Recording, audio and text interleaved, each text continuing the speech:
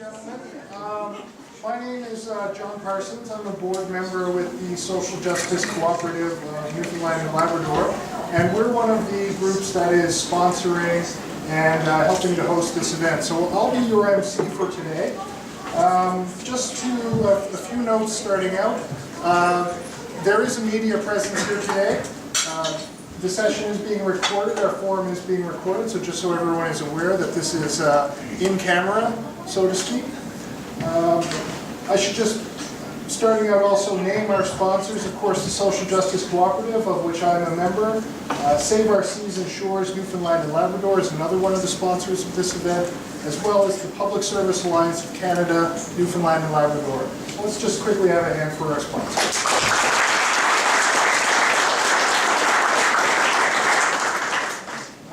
I would also like to, starting out, recognize some of our MHAs who have taken their time to come and be with us here today. Christopher Mitchell-Moore, Stellan Flynn, Scott Reed. I know George Murphy is here in the room somewhere as well. I'm missing any of our MHAs. Can't miss me, I'm up here. Thanks to our MHAs.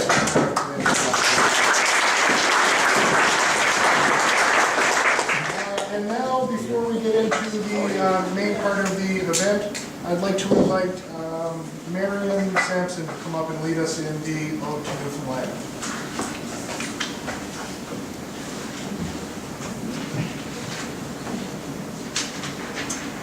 The words are on the back of your agenda, but we'll be singing just verse 1 and, or is it first and the last verses, okay? It's a bit too long.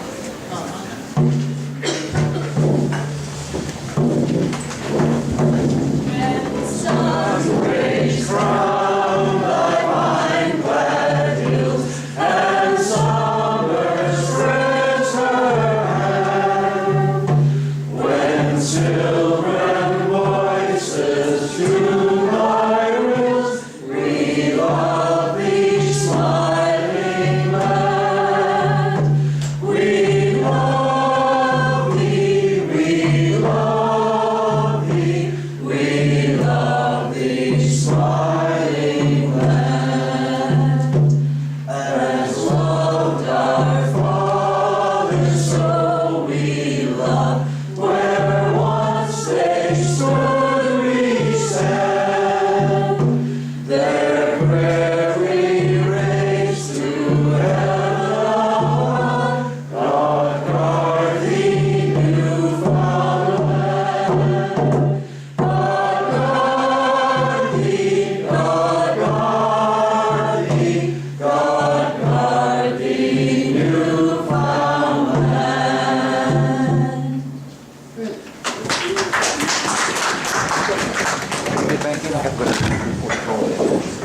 Thank you very much, Marion.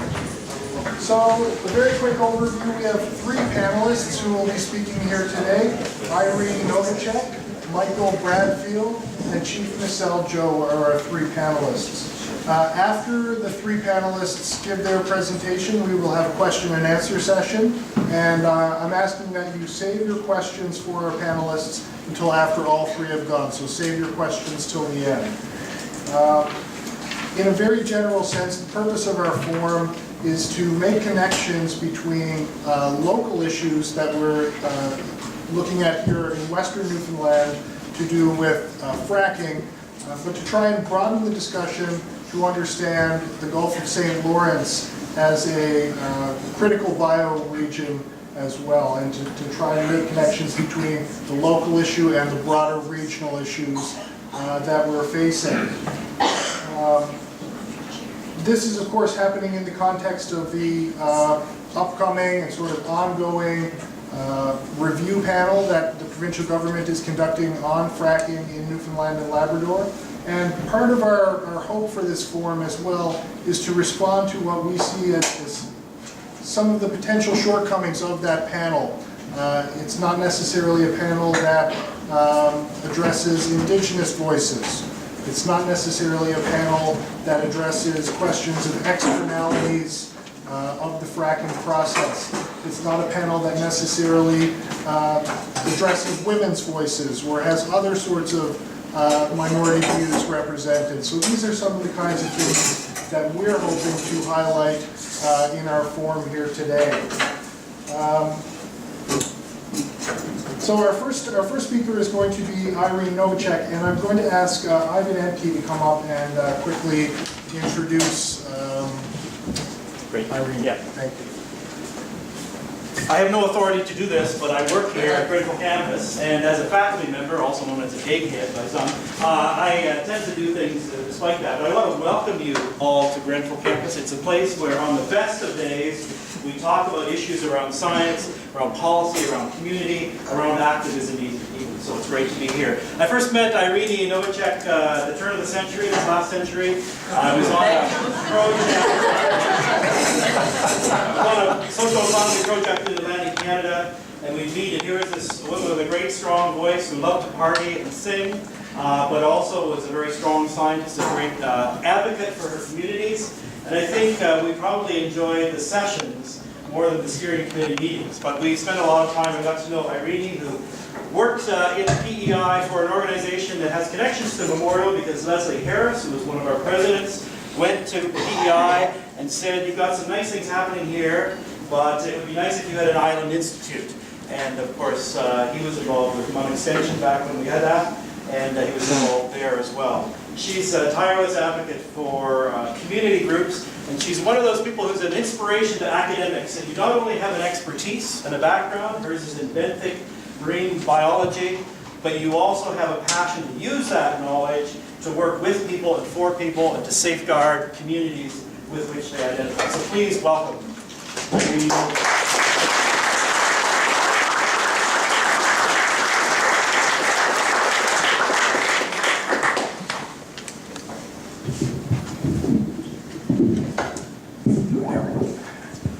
Okay, I have to hold this, I'm told. So thank you very much, Ivan, and I'm absolutely delighted to have the opportunity to be here with you. I don't get to Newfoundland very often, and it's always a great pleasure. My topic for today is the waters that surround us, the Gulf of St. Lawrence, and the 5 jurisdictions, Canadian jurisdictions that surround it.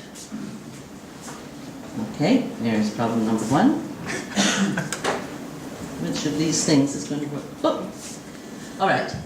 So the Gulf is one of the largest estuarine marine ecosystems on the planet. You might not be aware of that.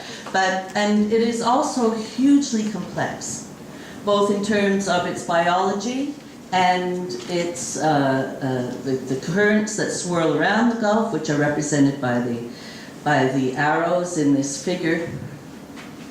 There are more than 6,000 identified marine species that call it home, and it's been recognized since the 1970s as the most productive marine ecosystem in all of Canada, and it is one of the top estuarine ecosystems globally. It has spawning and nurturing and feeding grounds for many species. A lot of people don't know that it's host to the largest krill populations in this side of the Atlantic, I should say the Northwest Atlantic, sorry. And on and on. It's just a critical habitat for so many species, including a fairly lengthy list of species that are at risk or endangered. It has, in spite of its importance, it has received a relatively small amount of attention with respect to scientific research. For one thing, it's just so big and so complex, and it is changing rapidly, as you will see as I go along. So we really don't understand it very well as a scientific community. The Fisheries and Oceans, back in 2001, when I first became the science advisor to Save Our Seas and Shores, it was because Corridor Resources, who still have their eyes on drilling in the Gulf, were threatening to start that process off the shore of Cape Breton Island, right in front of their national park. And at that time, DFO, there was a public commission, a series of hearings, and DFO identified the Gulf once again as a globally significant and highly productive and diverse ecosystem, and further went on to describe it as extraordinarily sensitive and vulnerable to oil pollution and related industrial activities. Even more sensitive than the Georges Bank, which at that time was already under moratorium and set aside as an area too precious and too vulnerable to be included in the areas open for bids for petroleum development. And we know that this Gulf is massively important in economic terms for fisheries, for aquaculture, for tourism. Without a healthy and productive Gulf, all of our communities in 5 provinces that border the coast would be in very serious economic difficulty. We know that. There are cultural and spiritual values attached to this body of water and its coastlines as well, of course. And then on a more practical term, certainly in Prince Edward Island, 70% of all the property taxes that go into the provincial coffers come from properties within 500 meters of the coast. That's where all the high stakes property exists. And those landowners rather cherish their property values, and I think they would prefer them not to be degraded by the whiff of oil in the air, on the beaches, in their seafood.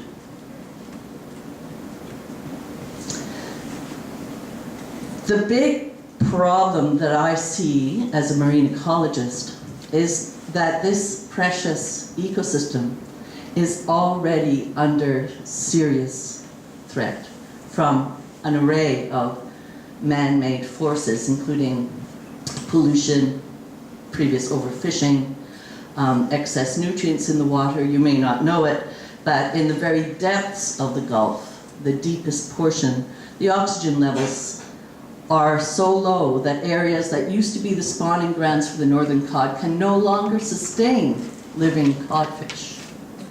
There's not enough oxygen in the water, and scientists are still grappling with what that means and why it's happening. And it has to do with climate change, and it has to do with inputs from land. The acidity of the Gulf, as you know, the oceans are getting more acidic, but the acidity in the Gulf is increasing much, much more rapidly than in the main North Atlantic Ocean, because it is a semi-enclosed body of water. It flushes only once a year, and the water tends to circulate around and around in circles. Our food web is simplified.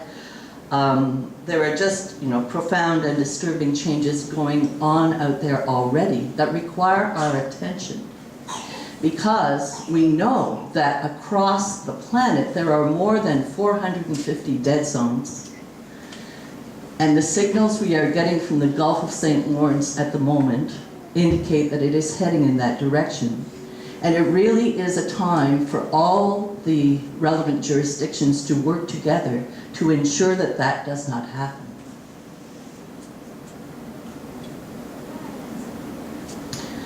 One of the characteristic organisms of dead zones, one of the few that can survive, that you will find, say, off the Mississippi in the Gulf of Mexico, is the jellyfish. And we have seen increasing populations of jellyfish in many areas of the planet.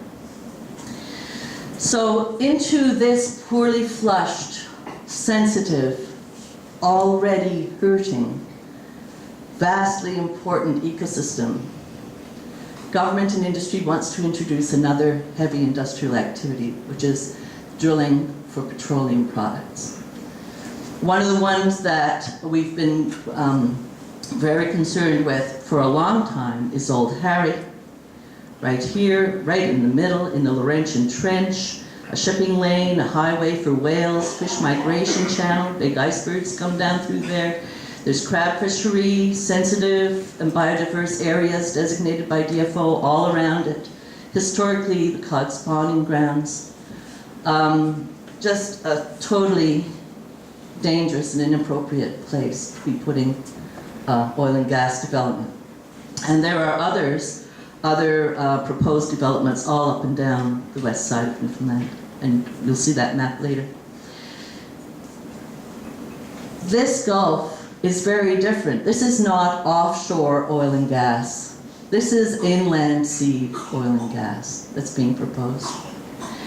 And Fisheries and Oceans noted back in 2001 that the impacts of any kind of spill, small or large, any kind of accident inside of the Gulf will be amplified because of its nature, because of its currents, because of its depth, because of the fact that there is no safe time to do either seismic testing or drilling, because there's always something spawning or migrating or feeding in these waters. Seismic is step number one in exploration, and it does damage to a host of organisms. We hear a lot about whales, whose activities and behaviors and health can be seriously affected. But it goes right down to the smallest fish, and especially juvenile fish, bottom-dwelling species that can't get out of the way fast enough in the way that larger, more powerful animals can move out of the way, but crabs and lobster and other organisms cannot.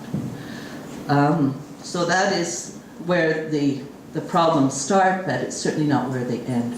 Because we know, and we know from looking at offshore platforms in Newfoundland and Nova Scotia, that oil spills and other kinds of pollutants come off of these rigs regularly.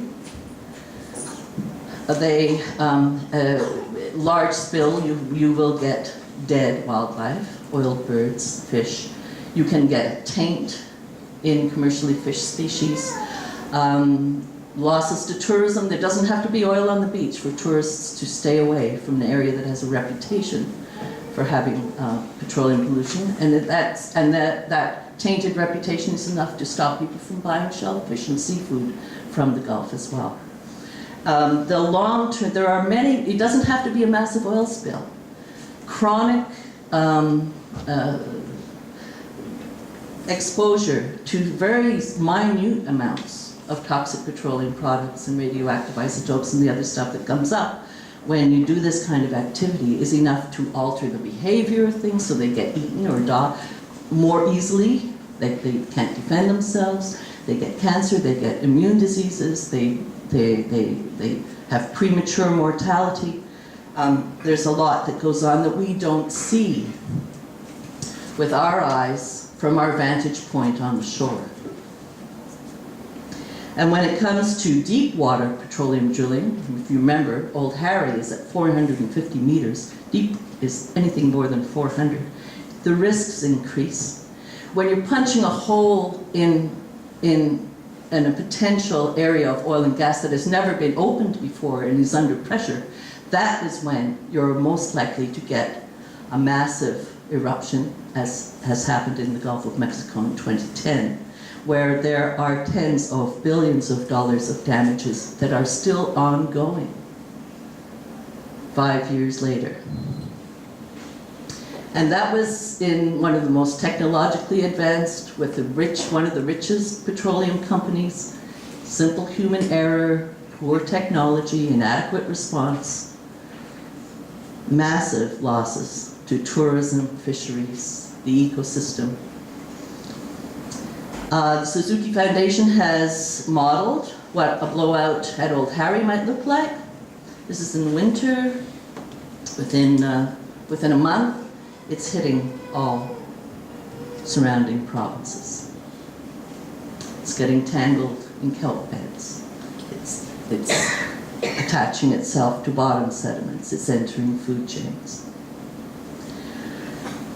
But can't we just clean it up? No, we cannot.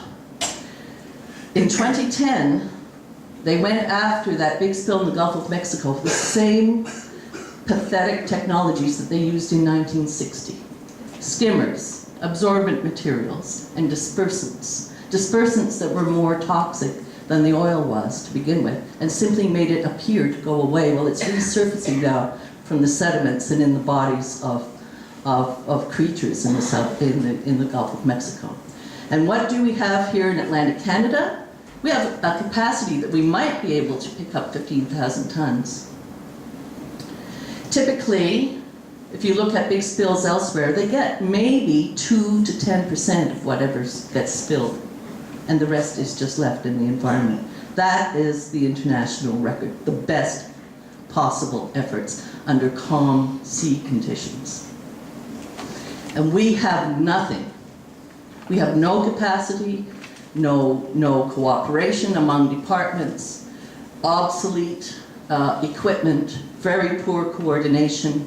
The Commissioner of Environment and Sustainable Development has had a very close look at this. He says, we are not capable of adequately responding or controlling petroleum emissions in Eastern Canada.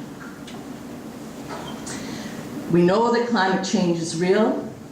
I'm not going to go into a big song and dance on that. I'm a scientist. I follow the science very closely. This is the global consensus. 80% of all known reserves of fossil fuels, be that coal or oil or gas, have to remain in the ground.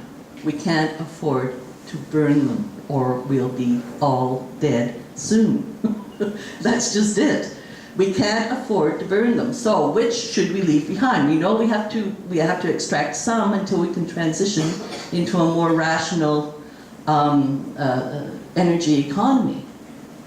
So which 80% should we leave in the ground? Well, the stuff that's most remote, that's the deepest, that's the most high risk, that's sitting in areas that are of huge economic and cultural importance, that where you have no social sanction to put those values at risk. And the most sensitive types of environments. Those are the ones that are at the top of the list for saying, okay, the Gulf, and the Gulf scores high on all those criteria. So it's 14% of our available area in the East Coast. Everything is open for business. Practically nothing except the Georges Bank and the Gully has been set aside on the basis that it's too sensitive and too precious and too valuable. Nothing, apart from those small areas. This is only 14% of what's open for business. Could we not just say no to development in this highly sensitive, hugely valuable, high-risk proposition? Now, as you can see here, you've got exploration licenses all up and down this coast.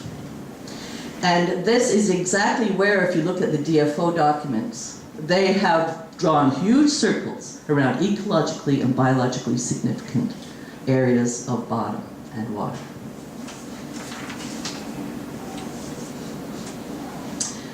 So, of course, citizens are concerned. Citizens in Prince Edward Island are deeply concerned, New Brunswick, Nova Scotia, and I know in Newfoundland as well.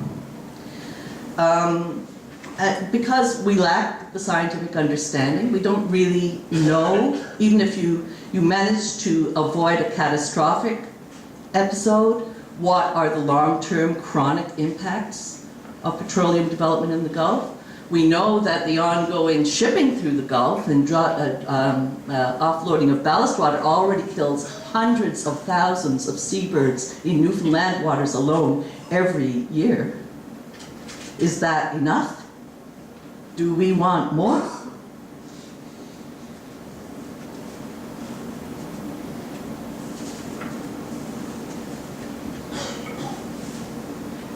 This the top is a bunch of Prince Edward Islanders making their voices heard at a meeting of energy ministers in Charlottetown. Bottom left is Mi'kmaq Maliseet nations in Quebec and northern New Brunswick, together with Save Our Seas and Shores and another group based in Quebec called Coalition Saint-Laurent, making their feelings felt on Oceans Day last year, I think, or the year before. That's new to me.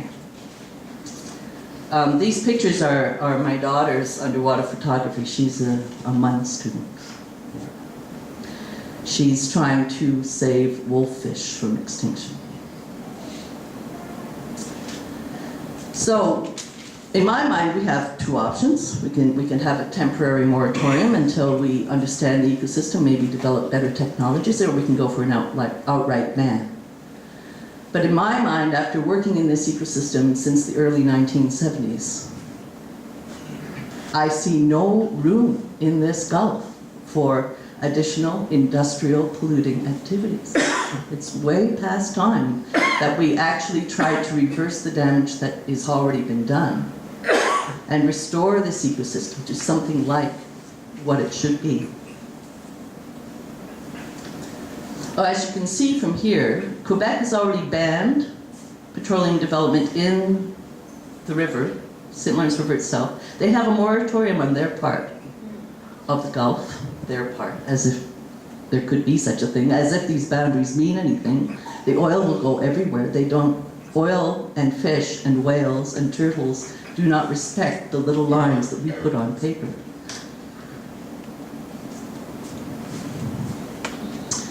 So at the moment, the Canada-Newfoundland Offshore Petroleum Board, when they made it known that they were considering that they had but called for bids in Old Harry and accepted the bid of Corridor Resources and were moving towards development, there was such an outcry. More people wrote into them and complained about that than they had ever seen before. They had an unprecedented, instant degree of public concern around this idea of opening the Gulf to drilling.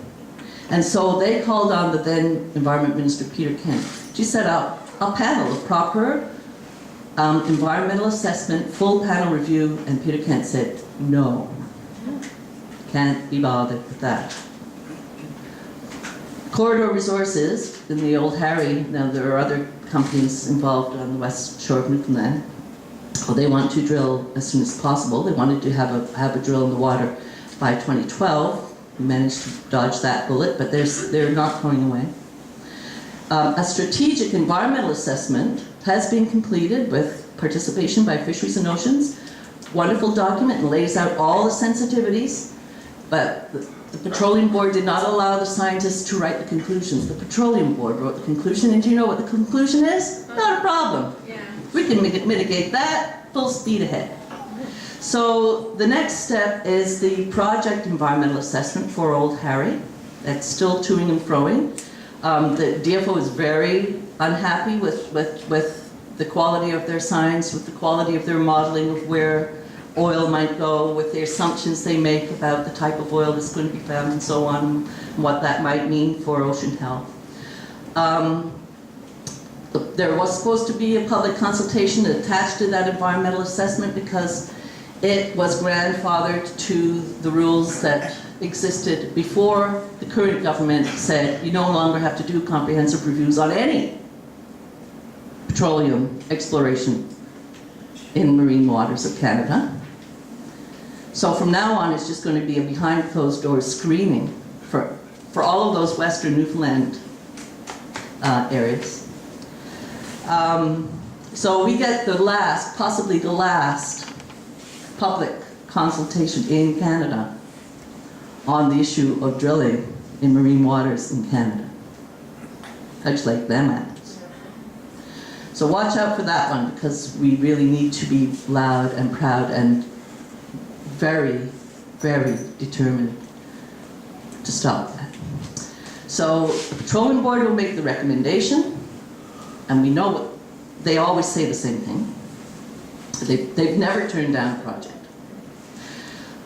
Newfoundland and federal ministers will make the ultimate decision. And I'm just about out of time. So I'm a municipal councillor in Prince Edward Island. I would just put a shout out to everybody here who is in a municipality, has a municipal government, is a municipal councillor. You are really, really important. In PEI we have 7 municipalities and 2 provincial standing committees who have said PEI's water should be under moratorium, and PEI should be talking with the other provinces on how to competently and safely manage the Gulf ecosystem. So our request to municipalities and to the people who live all around the Gulf is to pass a resolution of your own, saying you think your provincial water should be under moratorium, and your provincial government should make that happen, and that they should also commit to getting off their duffs and starting to talk and negotiate with the other provinces, the federal agencies, and First Nations, all of whom have some jurisdictional rights and responsibilities with respect to this type of development. So there's the Save Our Seas and Shores Coalition. They have a website and a Facebook site. Feel free to go, look, read more about it, sign up, make your own local group. Put your party hats on, and let's roll.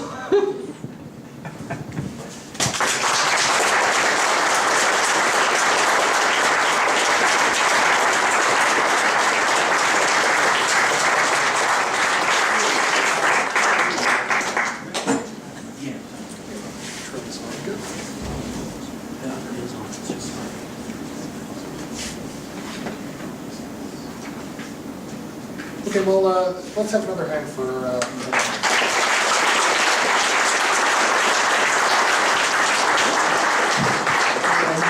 I'm going to ask Dr. Ian Simpson to come up and introduce us to our next panelist, Michael Bradfield.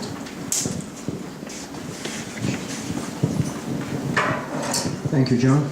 It's a real pleasure to introduce Professor Dr. Michael Bradfield. I did a little bit of reading before he came because I didn't know him until yesterday, and I feel as if I've known him all my life now after 24 hours. He's a remarkably, I don't know what the right word is, benign, competent, wise person. So who is he and where does he come from? Well, he's actually an Ontario person who did his training initially at McMaster University, where he got his first degrees, did a doctorate in the States at a university down there, Brown University, and got recruited to come to Dalhousie. As he said, rather like I came to Newfoundland for a year and stayed forever, he stayed in Nova Scotia forever, and has been a professor for 47 years and is now retired. He's done a lot of publications in economics, which is his field. And funnily enough, I must tell you this, it's the first economist I've ever met who has a real good sense of humour. He's fun.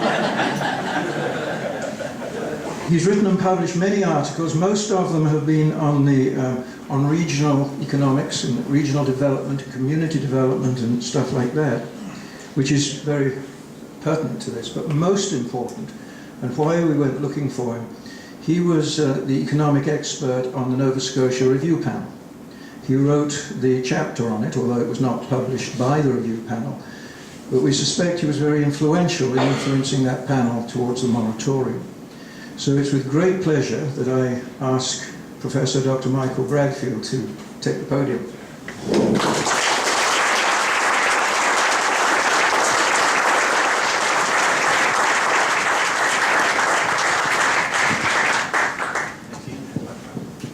Thank you, Ian. I have to correct that. I haven't been teaching for 47 years. I was taught for 39 years at Dell, but I've been retired for the 7 good years.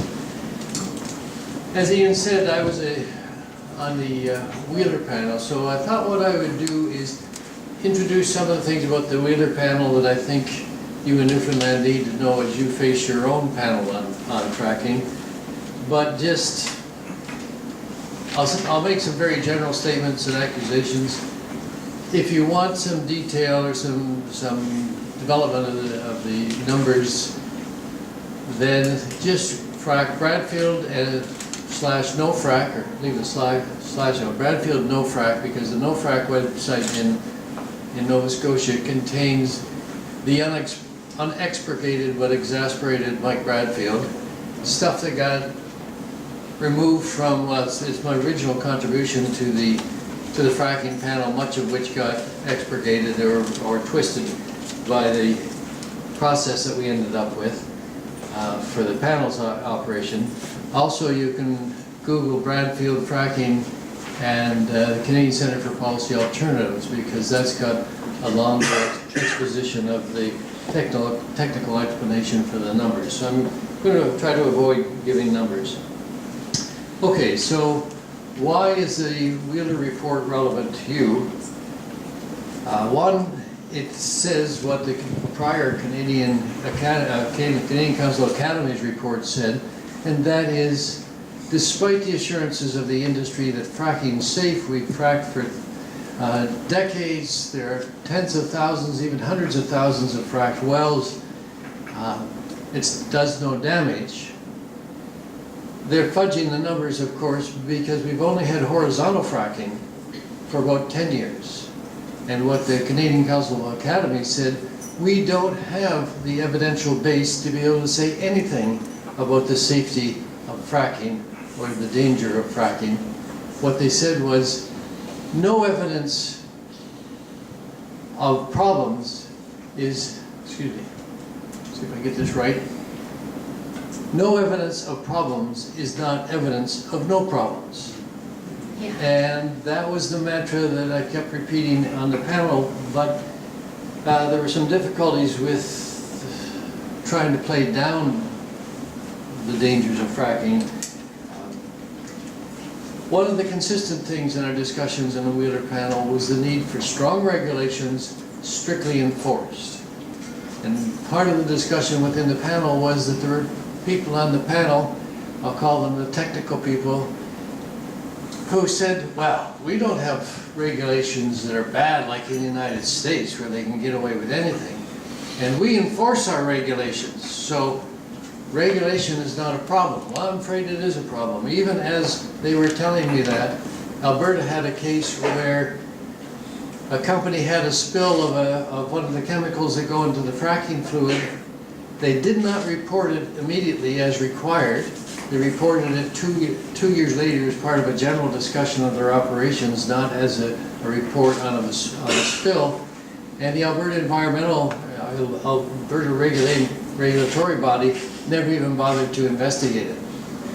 So when I raised that at the panel session, that this was going on while we're being assured that the regulations were good regulations and well enforced, I just heard it that morning on CBC, and that was dismissed as hearsay.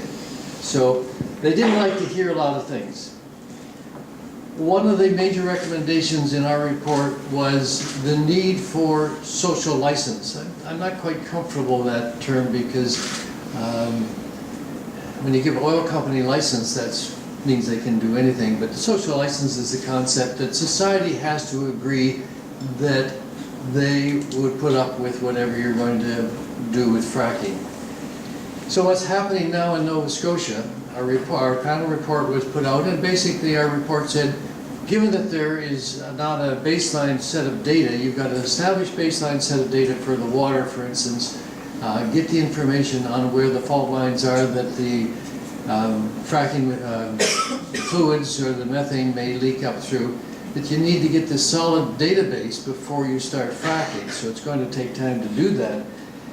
And in the meantime, well, then the province, within 2 days of our report coming out, said, okay, we're going to put a ban on fracking. The ban was a pretty loose word because they said a ban subject to social license, which means they're banned, but if they can talk the communities into saying, well, let's go ahead with fracking, it'll go ahead.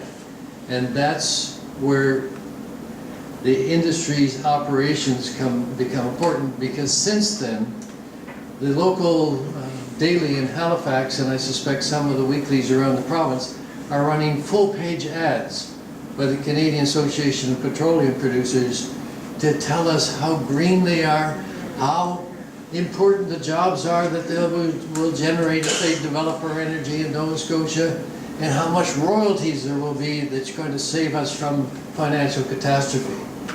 So what you're up against is an industry lobby very concentrated, because they are the people who are going to benefit from fracking. But they want you to think they do it all for you, not because they're going to make big bucks from it. So that's one of the fights you've got, is with the industry.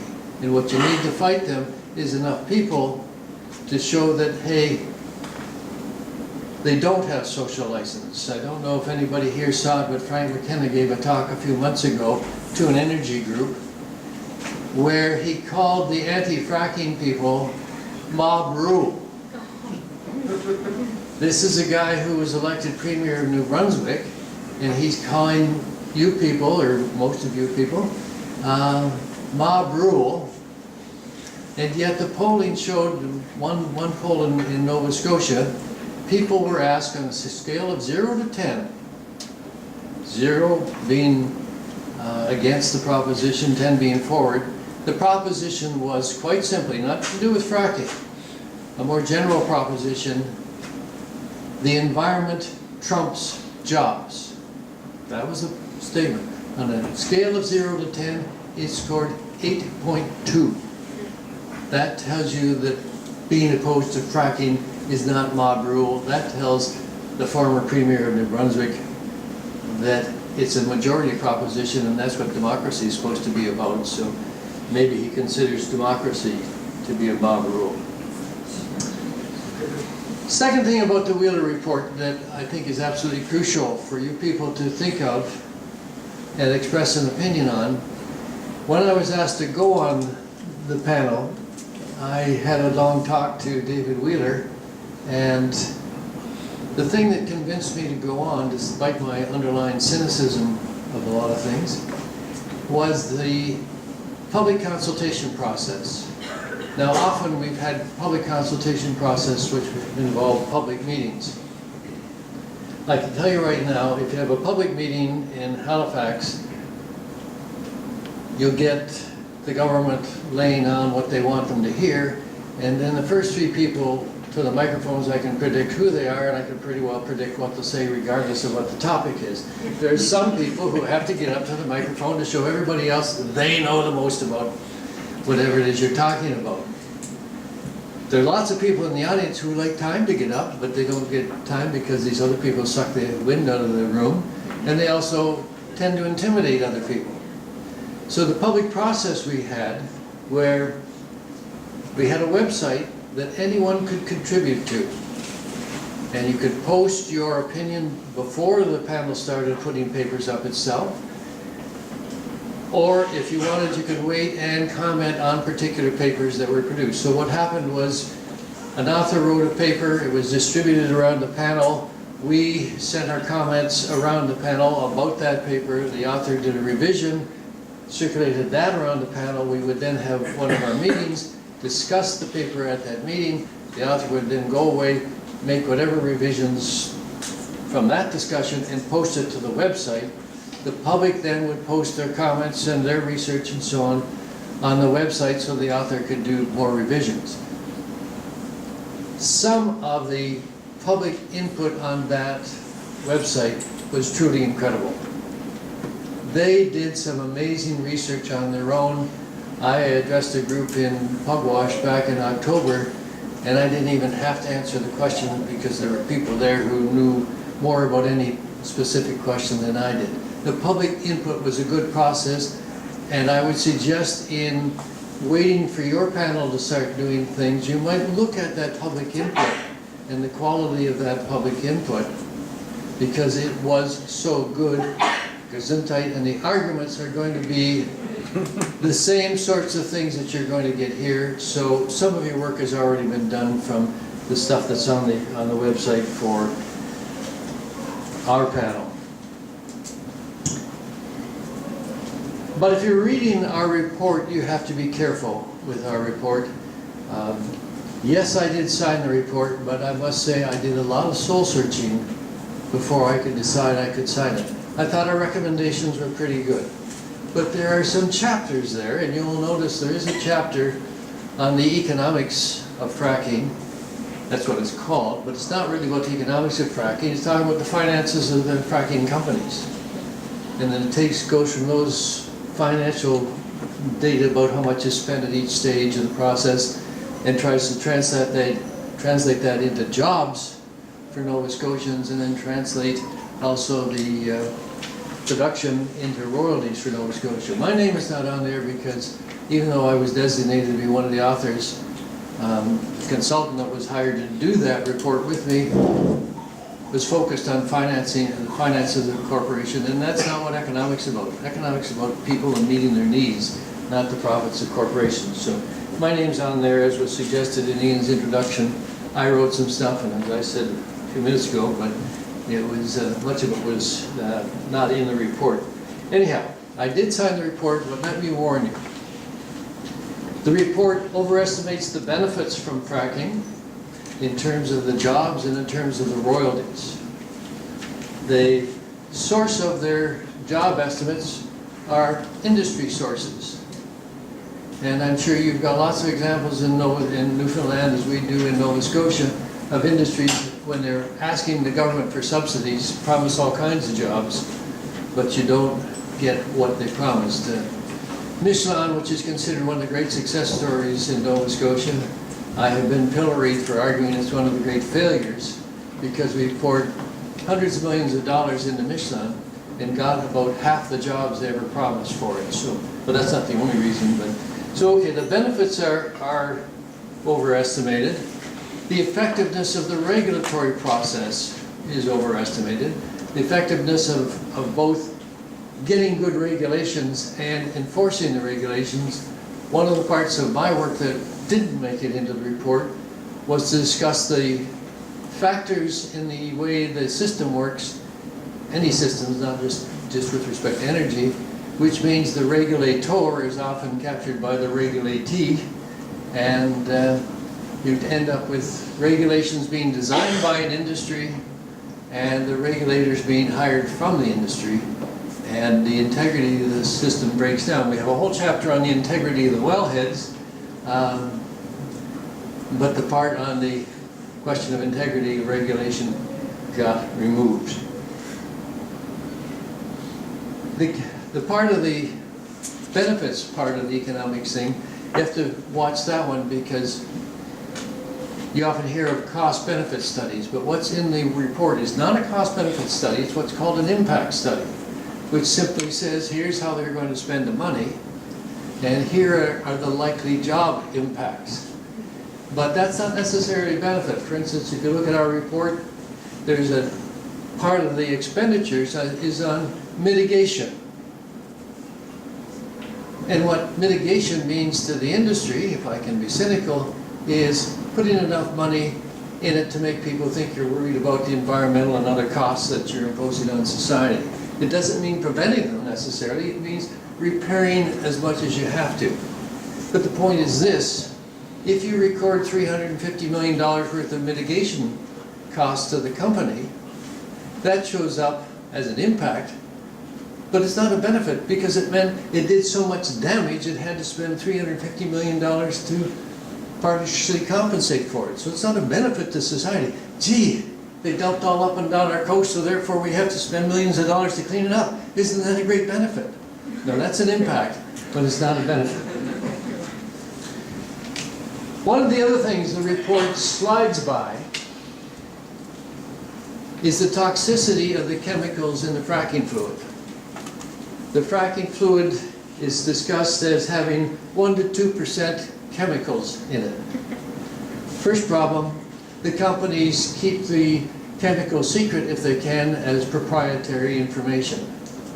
So often, as in the case of Windsor, Nova Scotia, if you're asked to clean the fracking fluid when it comes back, you don't know what it is you're asked to clean. And it can eat up your regular city filtering system because those filters weren't built for what's in the fracking fluid. To say that it's only 1 or 2% implies, hey, no problem. But some of those chemicals in there, the only one that I can remember is xylene. I used to have a girlfriend called Xylene. Actually, that's not true, and she wasn't toxic.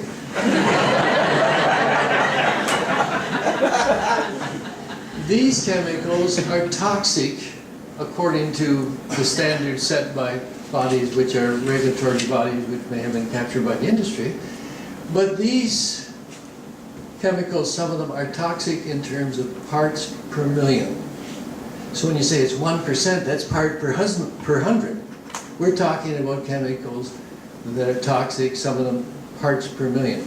So if you take Irene's work and those circles of stuff circulating around, then you get effects like we've had in Nova Scotia with aquaculture, where when they dump something into the pens for the salmon, because the salmon have got a disease, it goes across the bay to the holding ponds for the lobsters and wipes out the lobsters.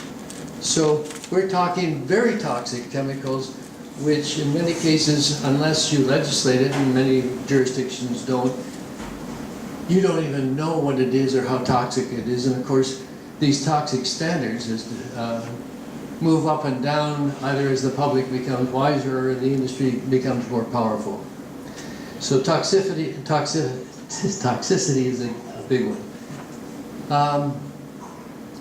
One of our panelists was Maurice Dussault, and he wrote the chapter on well integrity.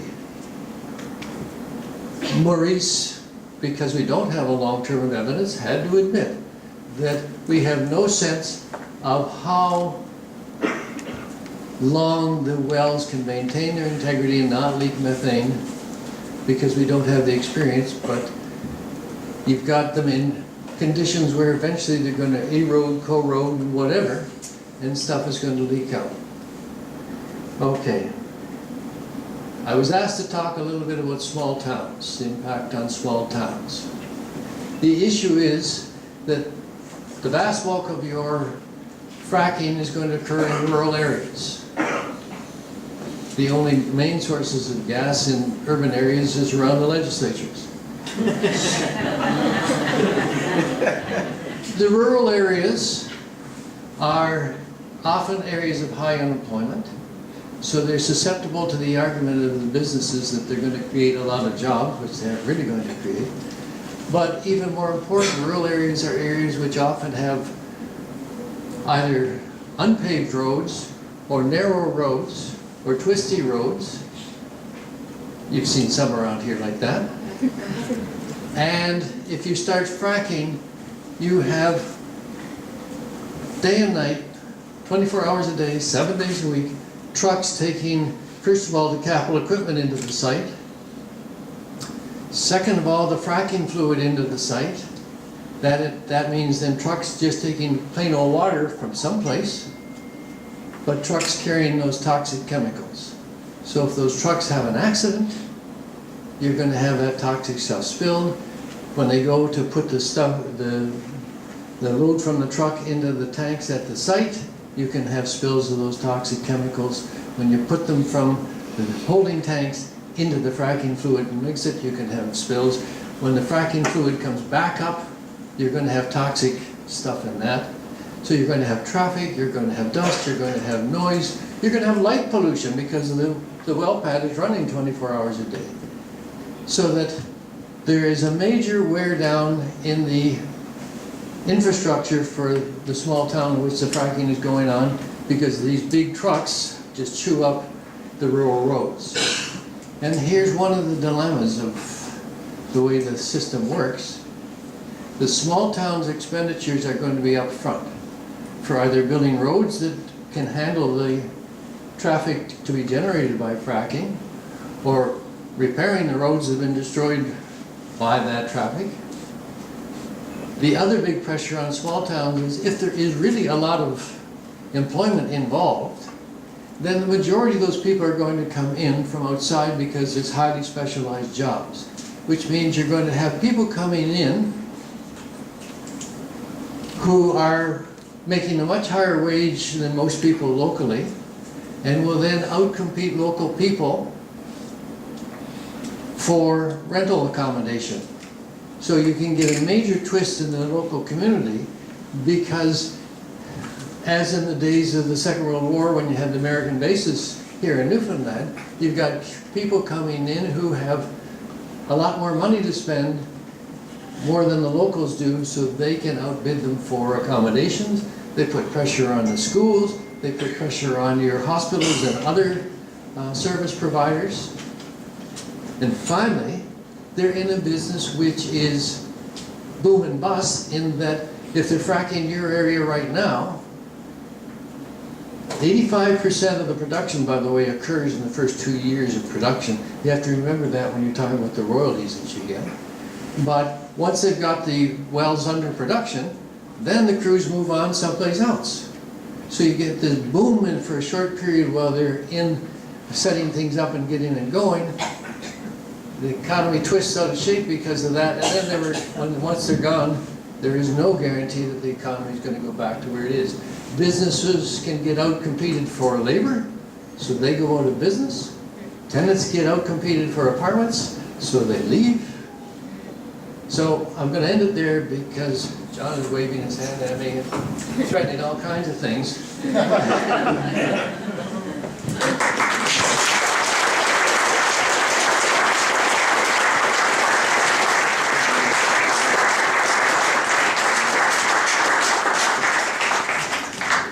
Thank you very much, Michael Bradfield. Our next panelist is Chief Michelle Joe, and I'd like to ask Kenny Mucci Bennett to come up and introduce Chief Joe.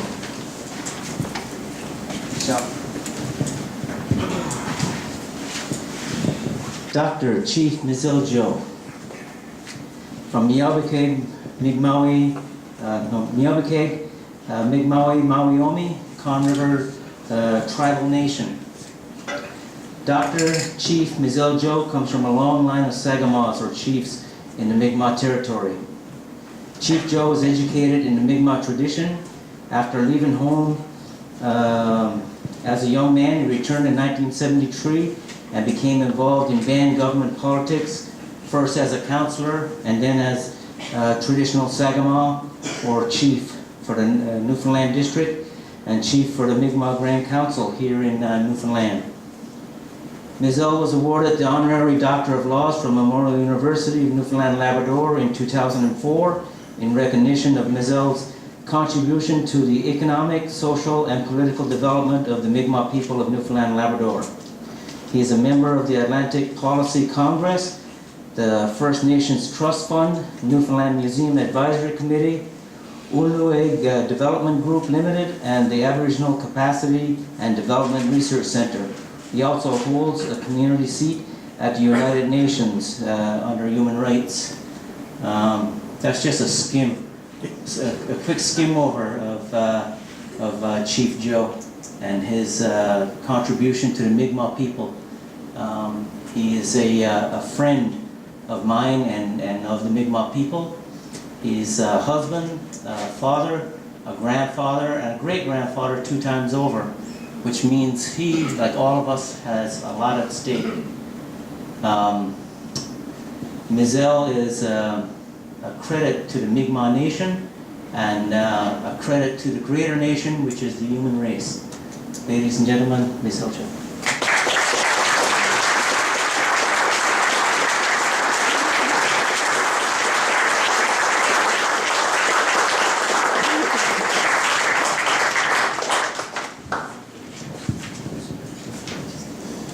Then Richard Brook. Would take too long.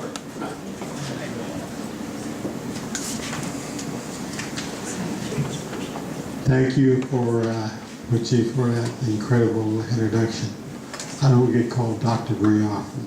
I can tell you what my wife calls me, but I don't think I could here. When Richie called me a while ago and asked me if I would come over here to speak at this event, and he told me it was about fracking. Well, I don't know anything about fracking. He said, well, that's okay. We don't either. But we're going to learn. We're going to see what we can find out about fracking. And I want to point out something to you. The ladies that came in to sing the honor song. It's our anthem. And it talks about having respect for each other, having respect for the land, having respect for all the things around us. And it's not much different than your home to Newfoundland. And when we are in our own territory, when that national anthem of ours is called, and some we stand and take off our caps and pay respect. That didn't happen here today, mainly because we didn't ask you to, or forgot to ask you to. See how well trained we are? Because when you say you're going to sing the Ode to Newfoundland, everybody stands, put their hand over their heart, because that's what we've been told we must do.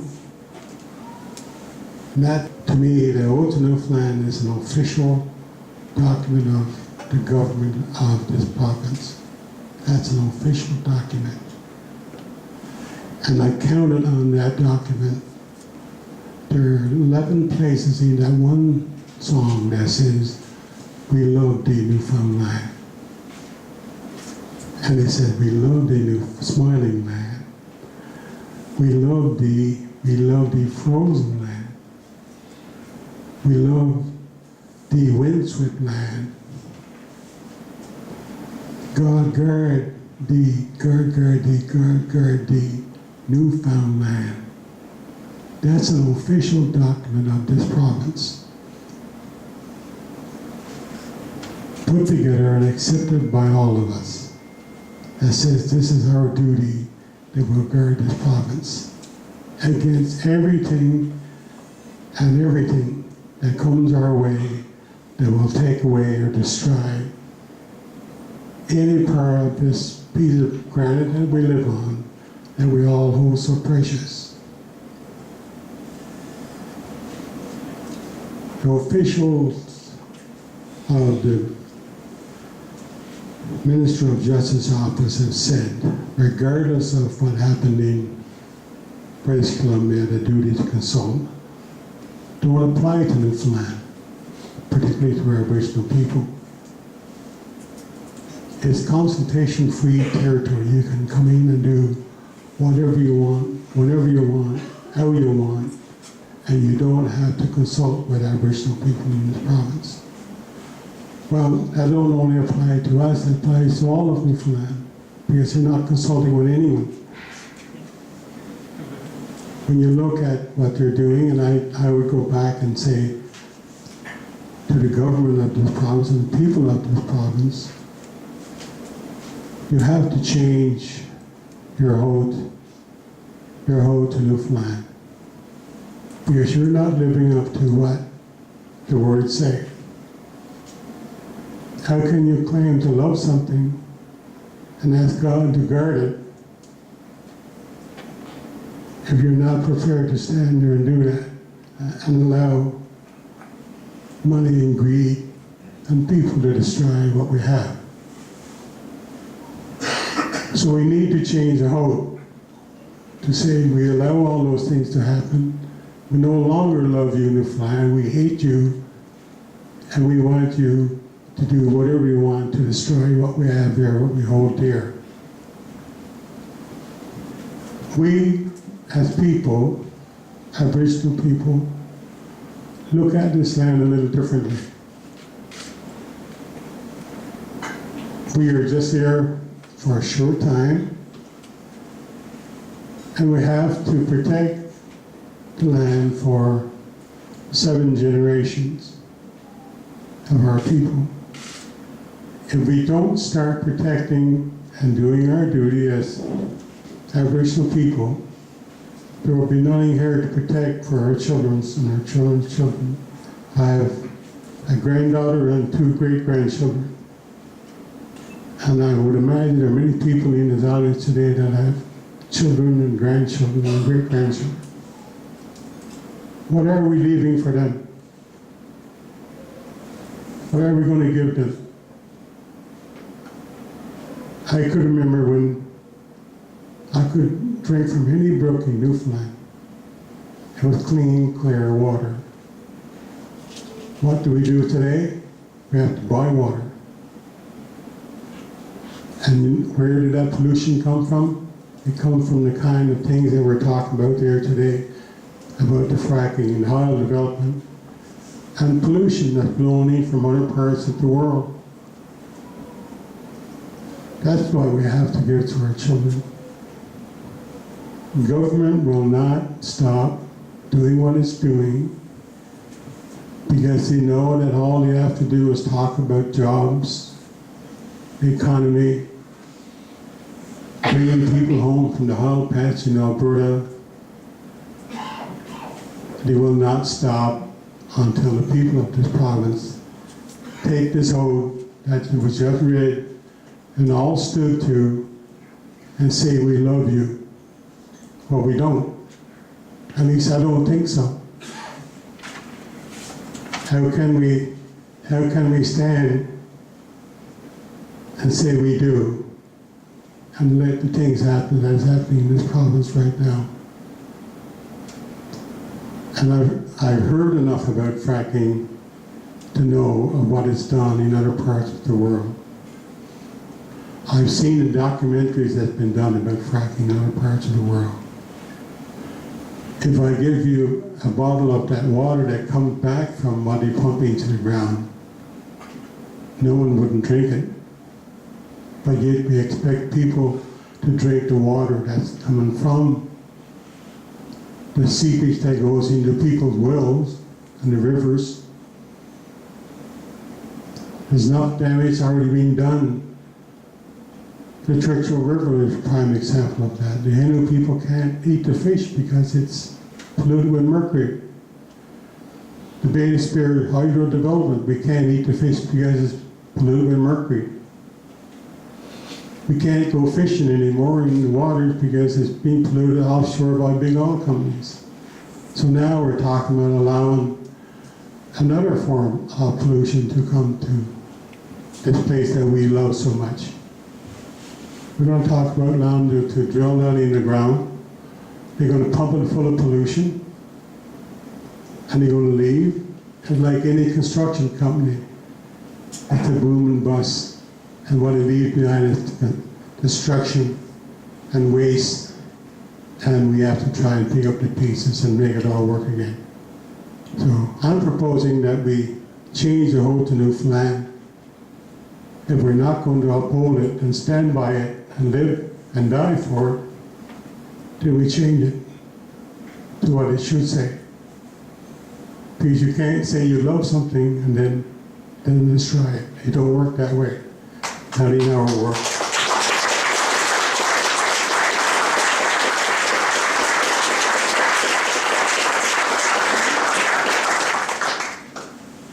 I didn't have any slides to show you.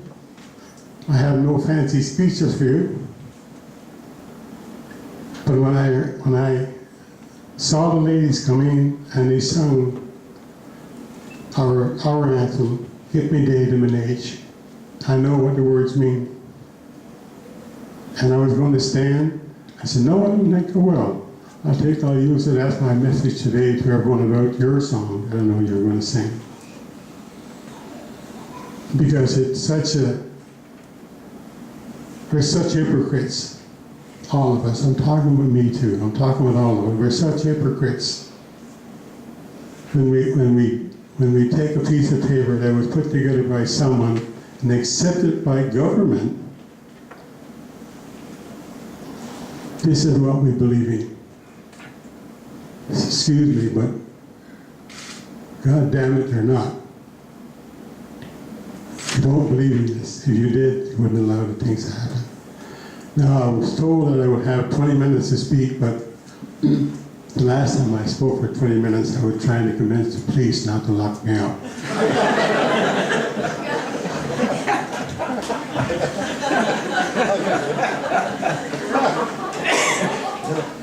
I put a padlock on Joe Gowdy's door in 1983 from the inside because he wasn't treating us right.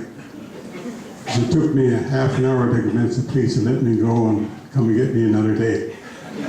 So I don't think I can say any more on behalf of what I believe to be our rightful place in this province. And I don't believe the Minister of Justice and these people have a right, or the Newfoundland government have a right to say to any of us that this is a consultation-free zone, that you can do any damn thing you want, wherever you want, however you want. This piece of rock that we live on is just as precious to me as it is to you. I don't own it. We own it, all of us. And we're all equally responsible for this piece of rock. When you take something away and pollute something and destroy something, you destroy something that's precious to all of us. We all have an obligation. We all have an obligation to our communities, to our people, to make sure that we have something to pass on to our children. And if we don't stop and take a look at what we're doing and commit to each other that we're going to change all of that, then we'll have nothing at all. It'll go like everything else in Newfoundland. The fisheries, the forests. I could remind you of Chief Dan George's words when he was asked to do his version of O Canada. And he said, "Shall I thank you for what's left of my beautiful forest, where it gave me my meat and my clothing? Shall I thank you for the canned fish in my rivers? Shall I thank you for all the things that you've taken? Shall I thank you for the bottled water that I now have to drink because you polluted my rivers and my streams?" And this was coming from Dan George back in the 60s. Well, that has come to pass for all of us at this stage. It's come a time when it's now or never. Now or never. And if somebody wants to start writing a new ode to Newfoundland, I'll help you. Because this one shores are not standing up to what they believe in, or what we believe in. This is an official document that's sanctioned by this government in this province. I've stood beside ministers of the Crown many, many times when they sung this song. They put their hand over their heart and said, "I love thee, Newfoundland." Well, that's a crock. That's off today. That's a crock. I don't think it won't be that anymore. It's time to change it.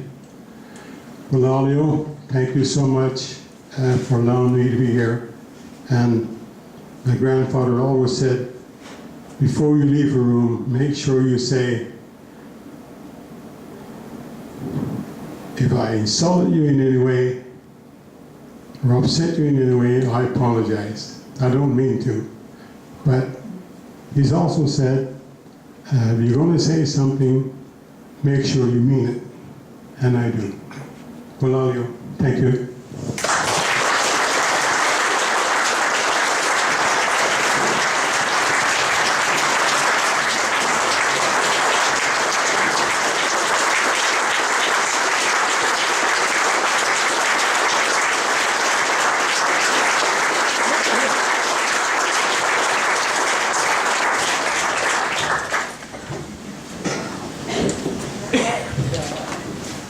Okay, we have lots of time for question and answers, and maybe what I could do is I could ask our panelists to come up and join us up here at the front.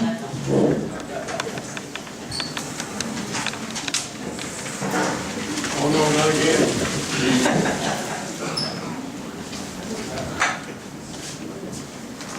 So we don't have microphones in the back of the room, but if anyone has any trouble speaking loud enough, we can probably run the mic back to you. But please do address your question to whoever it is, especially for. We'll try to keep the questions as brief as we can to try and hear as many comments and questions from the crowd as possible. So I'll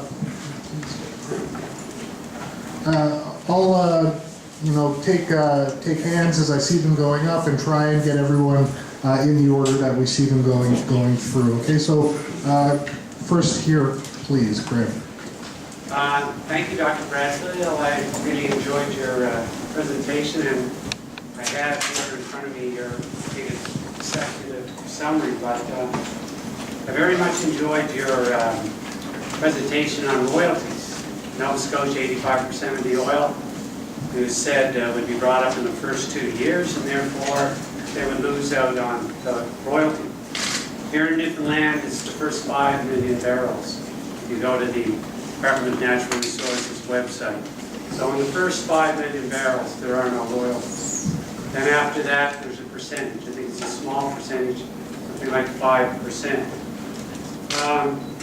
You also talked in your paper here about externalities and what has to be paid for roads and all the things that are destroyed. And one thing that's not often talked about is water. If anybody ever remembered back Gisborne Lake, they were going to sell water from Newfoundland about probably 15 years ago. They're going to ship it to the Middle East, bring tankers in. Well, we thought that water was a commodity then, and it was, or wasn't a commodity. We didn't want to get rid of it, but yet that's an externality that we're giving away to oil companies. We have no charge on it, but it's an externality. We're familiar here in Newfoundland with jobs created by oil. We have Bull Arm that creates jobs for thousands of Newfoundlanders. They stay in the province, they live here, they pay their income tax in the province. You pointed out that rigs in fracking, or to drill wells, the exploratory phase, most will come from out of province. Is that correct? Yes. Yeah. Those aren't built like Bull Arm. So we can't expect those jobs. We're going to finish up quickly. Two things I would like to ask. If people come in to work, do you anticipate people coming into Newfoundland because of the specialized jobs with rig work? If oil was ever discovered on the west coast of Newfoundland, do you expect that people will come in with those rigs, or will it be all Newfoundlanders or 80% Newfoundlanders, or can we put a law in for that? And if they come in, will they pay income tax to their home province where they reside, or will they pay it here? Maybe. I go back to offshore oil in Nova Scotia back in the early 80s when there were hearings on what offshore would do for Nova Scotia with the job estimates.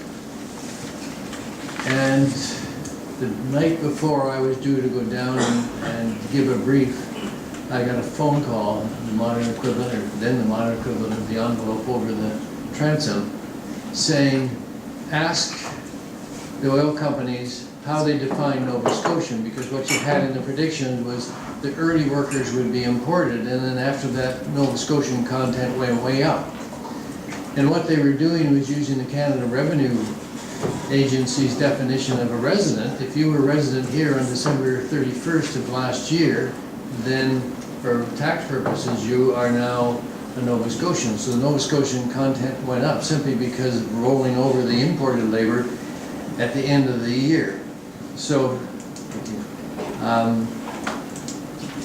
with fracking, it is such a specialized set of functions at the various stages, except that I think finally the final production stage is much that specialized and could have locals doing it, but there's only about 2 people for every 3 wells. So it's not like it's highly labor intensive.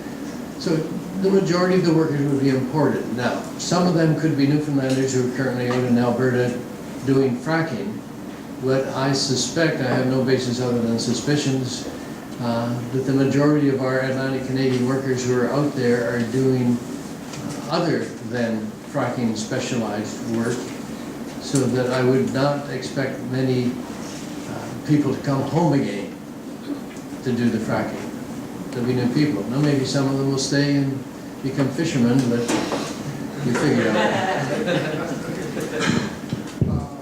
Okay, we'll go here in the second row and then back against the wall afterwards. Just a question to Irene. I know the Canada Newfoundland Offshore Petroleum Board appears to be an affront to democracy, because even Judge Robert Wells, who was helicopter report on the helicopter safety and offshore safety, his #1 recommendation was that there should be a separate agency for environmental protection in the Gulf of St. Lawrence.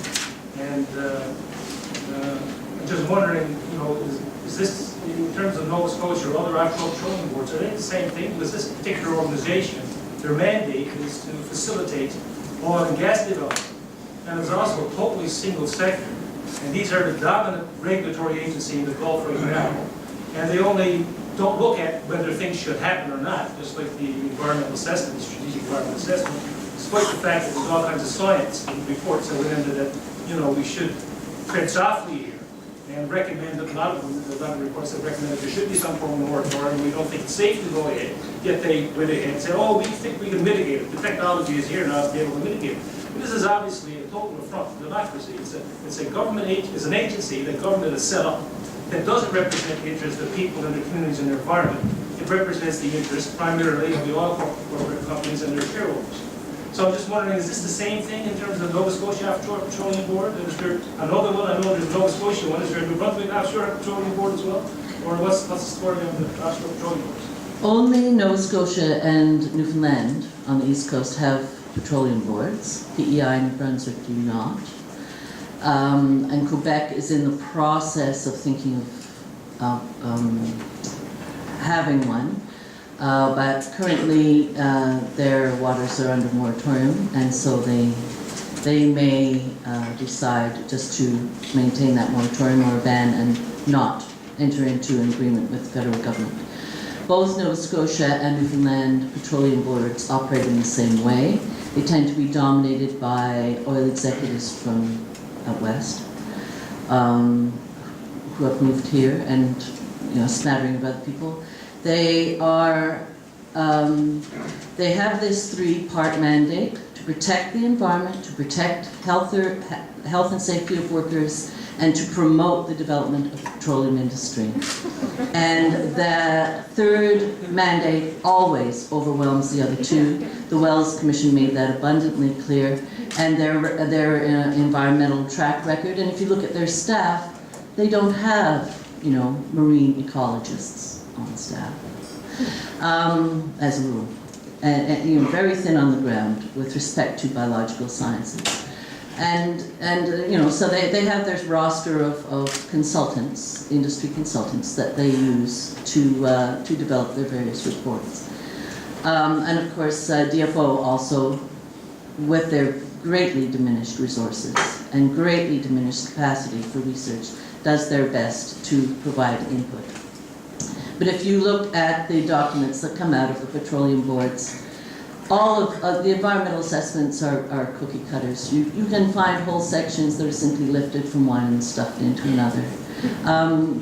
Because it's the same consultants get used over and over again. They set ridiculous thresholds for what they consider to be a significant impact. You basically have to wipe out the entire planetary, a planet's worth of a species before they would consider it to be a significant impact. They set up their criteria so that they can always say, go ahead. And they operate in a way that they operate as if the Oceans Act doesn't exist. They operate as if the Environment Canada and DFO are simply minions to be listened to, but not necessarily given any weight.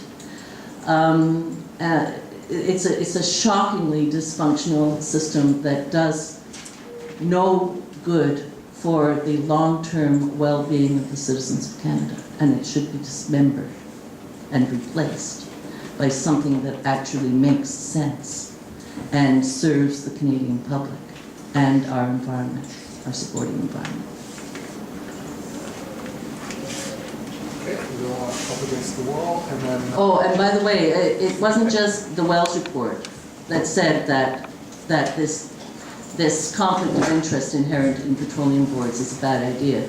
After the big blow-up in the Gulf of Mexico, President Obama actually changed the regulations because their petroleum board, well, their version, was also supposed to be looking after the environment and development, and they clearly were not doing that. And he said, well, this is stupid. These two functions need to be separate. And the environmental protection portion should be a standalone agency with equal power to the development promoters. Okay, so first is up against the wall, and then I have 3 more questions after that. You still got me back there, sir. You're on. Thanks. I think this was a really great panel. We covered a lot of different aspects of this fracking issue. My question is for Chief Joe. I'm wondering how can, I guess, non-Indigenous people amplify or support the voices of the First Nations and Inuit people in the province who have something to say about fracking, or maybe more generally, how can we amplify or highlight the voices of people who are typically excluded from these kind of discussions? Probably the start is right here today. Saying openly, without fear of going back to when our own history, Cornwallis, who issued orders that all Aboriginal people in Atlantic Canada was to be shot and killed on site, taking that forward to the churches and government. Prior to 1949, we were deliberately written out of terms of union. So we have a history going back quite a ways of not being recognized, not being appreciated, and certainly not taken seriously. So for me, is an education that needed to take place, like when those beautiful women came in to do the honor song. If we have to explain word for word what that means, why we sing it, that's a part of education. We have to start with our children, within the schools, your schools, my schools, to make sure that we're all on the same page in terms of respecting what we have and what our duties are in terms of the 7 generations to come. And that's, to me, is the key, is an education. And of course, the song itself, Give Me Native Names, talks about respect for all of us and for everyone and for everything. And that's the basis of where we come from, and following what we call the 7 virtues of life, which starts with love and ends up with wisdom. I haven't met a wise Newfoundlander yet, but one of these days maybe. Okay, we'll go with the gentleman in the back, and then the lady in the second row. Dan Murphy. I want 3 points I want to make. I spent the last 2 years with the Woodland Cree in Alberta and fracking country, First Nations. It was beautiful. Oil companies were clean and tidy and cleaned up the mess and so on. And of course, they tried to short sheet the Woodland Cree. But what I noticed was that it was almost like the people were out of breath to get oil. It was just a mad scramble. So here we are in Newfoundland. We're going to get a fracking ban. We're going to put our feet up and have our cigar and our glass of wine and say we've been successful. But really the big problem is, it's going to come up again. It'll come up 10 years down the road. And I think what we have to do as Canadians is move towards the concept of integrated energy, where we see energy not as oil or electricity or biofuels, but we look at a national energy policy, and that was brought up by First Ministers, where we look at how we use energy, right? And we move in that direction. And this was happening in Europe, and they're getting away from oil. And we'll fix the problem today, it's going to come up again. Okay? The third thing is my concern for the West Coast. My two thoughts was that terrestrial oil depends on the ground, the earth, right? And I noticed in Alberta that all their work was done in the wintertime, when the ground was frozen solid. Now all of our terrestrial sites here are in coastal lowlands, full of peat and wetlands. And if you go in the woods today in the middle of winter, the ground's not frozen, right? And the second concern is, the fracking guys come in, they'll frack the well for 2 weeks. They're bringing all their tanks and so on, and the trailers and the guys will stay there and they'll leave. But what I noticed up north was after that, you have the tandem trucks. They carry about 160, 100 liters of oil. That's what goes back and forth to carry the fuel, the crude. And of course, those roads are going to be built. We don't have any forest access roads in our lowlands.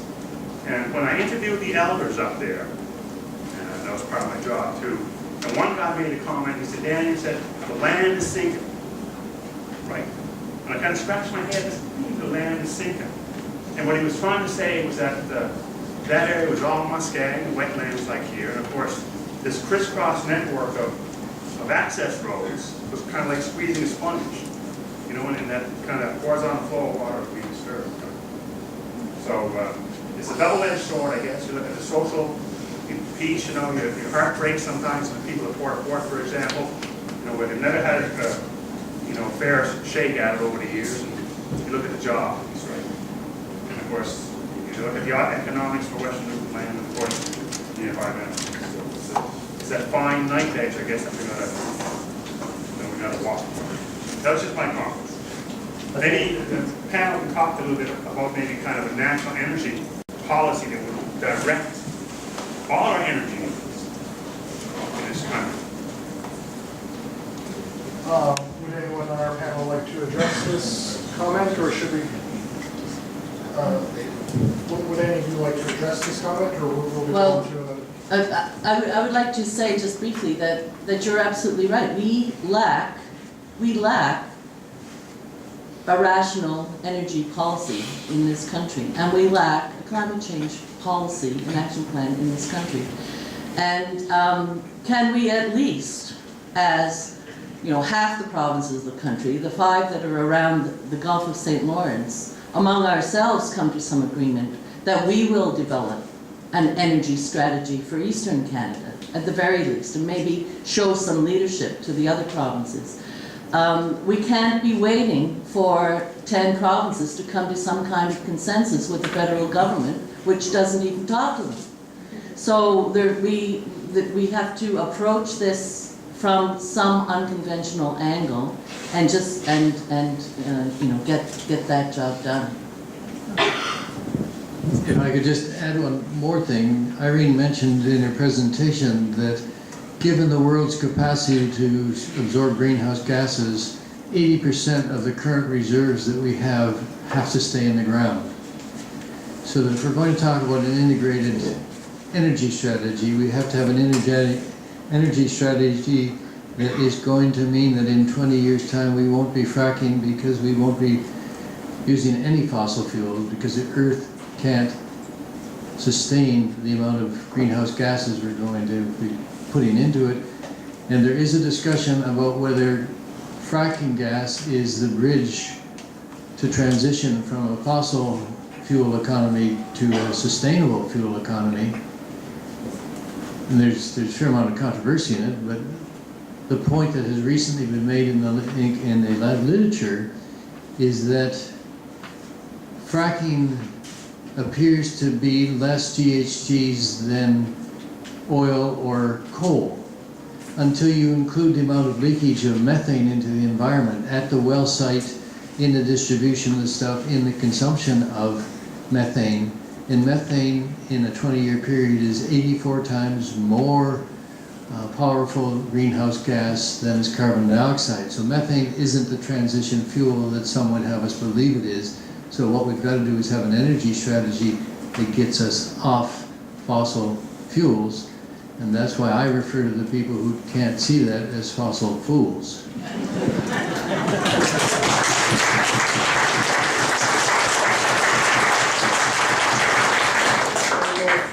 The lady here, and then the gentleman in the back, and the gentleman right up front here.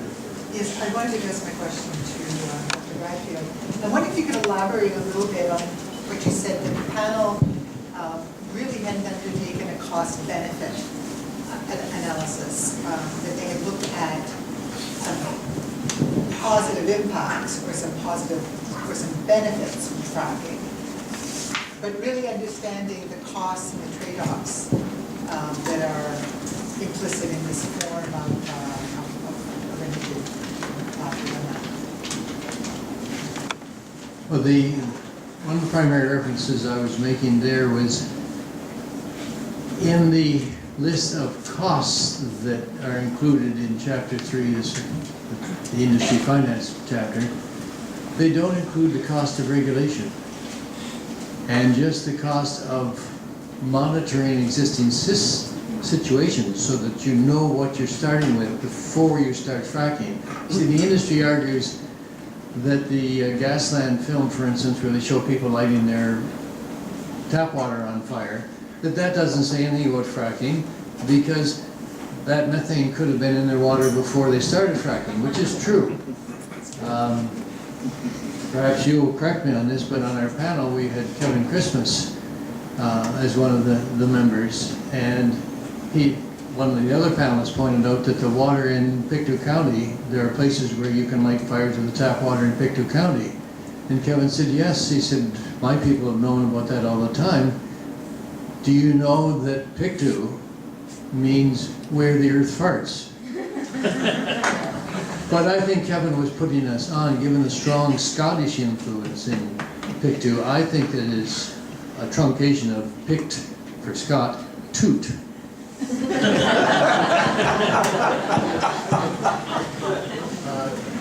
The gentleman in the back. I guess my question was directed more to Irene, but anyone feel free to jump on it. I was inspired a little bit by talking about the fact that Quebec was successful with the ban and moratorium, and I'm assuming that's where we're heading, like wanting that in place, because right now we're consultation free. I also remember that Michael mentioned that social license was very powerful, so the general opinion of the population has power. And as someone who's kind of outside of the movement a little bit right now, like, and I speak to a lot of people that have no idea what fracking even is, I was kind of wondering what practical stuff has worked from those angles among the general populace, like conversations we can have, like, I don't know what's worked so far, and I'd love to know as just a private citizen who's just going about his day, how I can work on a daily basis to make the situation better. Coalition Saint-Laurent did the feet on the ground work in Quebec because they had they did a strategic environmental assessment that involved extensive public consultation, unlike the one that was done here. And they informed and educated and mobilized people from, all around the coast of Quebec. And they came out in their hundreds and thousands to those meetings, and they made it abundantly clear, particularly to the elected representatives in the rooms, that there was no social license for drilling in the Gulf waters of Quebec. And so I know that involved, they worked closely with Suzuki Foundation in terms of tapping their scientific expertise, their capacity to develop maps and to do modeling, very sophisticated modeling to show where oil and gas might go under various conditions of wind and weather and season and so on. And they worked very closely with the Ile de la Madeleine, because the Ile de la Madeleine is the closest to Old Harry. The municipality on the Ile de la Madeleine in, I think it was 2011, March of 2011, I went there. They hosted a big 3-day, I think it was a 3-day, 2 or 3 day conference for the public, and they brought people like from Prince Edward Island and other jurisdictions in. And we did small group work, we did workshops, we hashed it out over a number of days, came up with conclusions and recommendations that they then went forward with to their provincial government and to other municipalities in Quebec, and that was incredibly powerful. And when the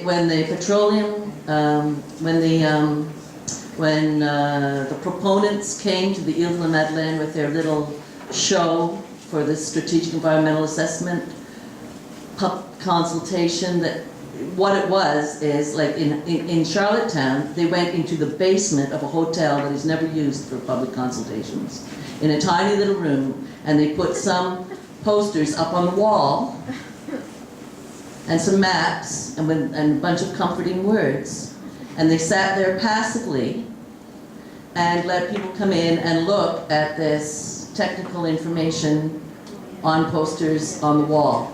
And then if you wanted to, that little questionnaire that you could fill out to leave some comments. And that's what they call the public consultation for the strategic environmental assessment for opening up Newfoundland waters inside the Gulf to petroleum development. It was the same thing here though. Yeah, and they tried to do that in Île de Madeleine. Do you know what they did? Well, they were prepared. They had already got microphones and sound systems set up in the room. They just marched in there. They took over the venue. They started asking questions in public with a microphone and demanding that the consultants and people in the room there get up at the microphone and answer their questions.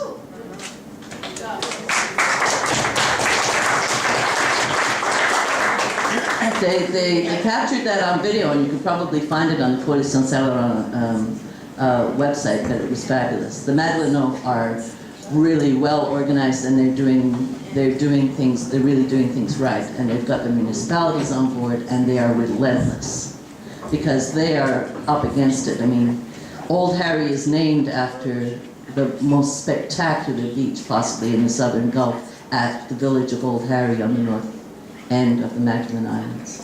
So, and their whole life is fishing and tourism. The part of the question about social license, asking for examples, well, you got the example from Irene. The use of social license now is in terms of the legitimation process. Your move into an area now, if you accept the proposition of social license, now isn't just a function of what your politicians say is okay, it's a function of what the wider public says okay. But I'm going to use that as an excuse to say something I intended to say earlier, and that is, if you want to see somebody setting up social license for itself, it's the nuclear industry. They are using a sustainable move as the opportunity to get people to allow the government to push for more nuclear. And they argue that it's a green source of energy and it's a safe source of energy. Well, if you ever get the chance to do the sort of thing that Irene just mentioned and corner someone from the nuclear industry, there's one simple question you have to ask them. If nuclear energy is such an inexpensive, safe technology, why does the nuclear industry, wherever it goes, get the government to put a cap on its liability? In the event of a nuclear accident, there's a government legislated limit on how much the power company and then the power company for nuclear power can be charged for the damage that's done. There's a similar limit on Old Harry. What that tells an economist is this: someone mentioned externalities. Okay, the potential damage that an industry can do is an externality, a possible externality on society.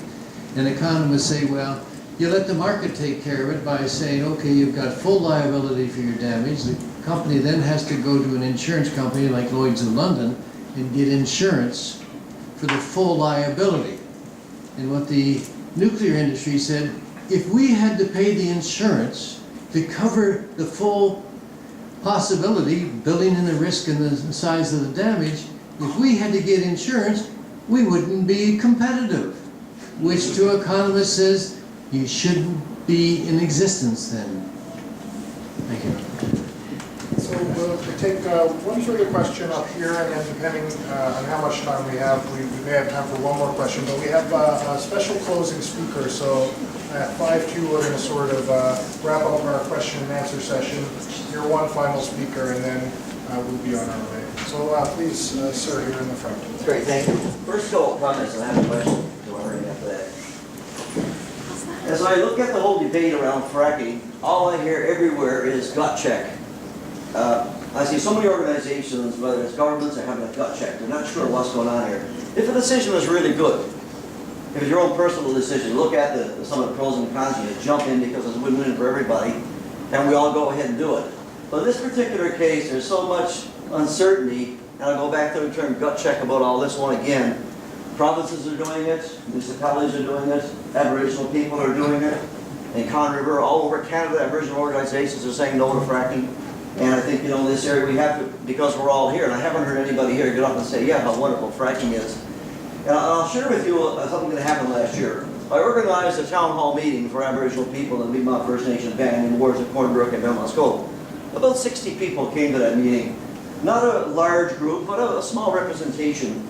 And there was only one individual in the 60 that said there was anything positive about fracking. And that comment was made, and Graham Oliver was there, and Dr. Simpson, and Wayne. And that comment was made around jobs and job creation. You know, we have so much out-migration going on in this area, in Newfoundland generally. Well, one person out of 62, again, not representative, but if we're going to say it's a good benefit because of jobs, I'm not hearing anything good about jobs here. As Michael said, these companies bring in their own equipment, their people, their superintendents, their general foremen, their laborers, their trucking, their equipment, and they gave very, very few jobs to people. And truthfully, very few jobs to Aboriginal people also.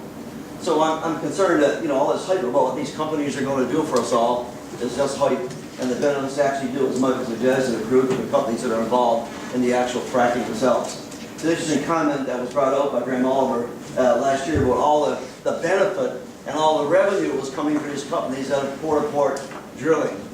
Let me tell you, and he can talk to this, the amount of oil that came out of port-to-port during the whole exploratory actual operational process was about that big. It was very, very little compared to the revenue that was involved and the activity and potentially some of the aftermath of what was going on. So it was very poor in that regard.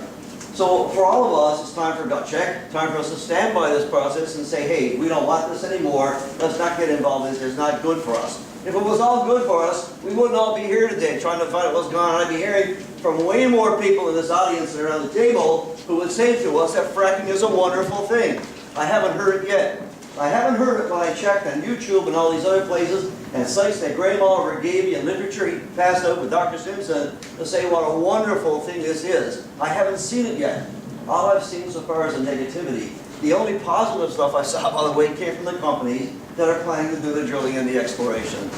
And I think they'll always try to get better and richer to the detriment of people. So that's my little say on that piece. I have a question though. We talked about a very large ecosystem, Doctor, regarding double state warrants. It would take a long time for us to understand the impacts and devastation of a massive drilling process on the West Coast particularly. Could you comment on what you think would be the speed of any such devastation, problems with groundwater that would happen in port-to-port if we got into wholesale drilling in there? How quickly could you see it happening there? What do you think would go on?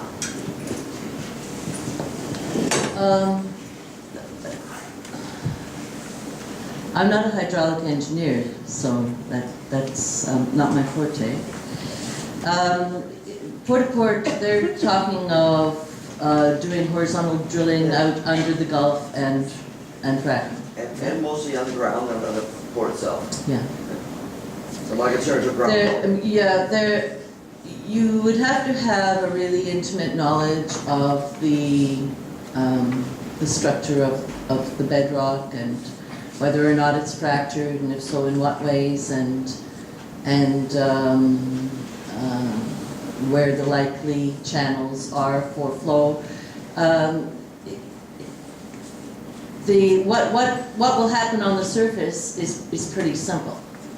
You'll end up with a site that is contaminated with heavy metals, extremely toxic organic compounds, and radioactivity, and the company will leave it there, because that's what happens. So, I mean, some things are entirely predictable, and some things are really unpredictable. And when you talk about horizontal drilling and fracking underneath the sea, where you have zero chance of seeing what is happening in a timely way and responding to it and having any hope at all of containment, that is a whole different level of risk than land-based drilling.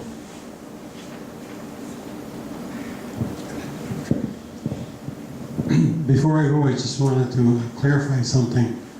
Picto translation means very stink place.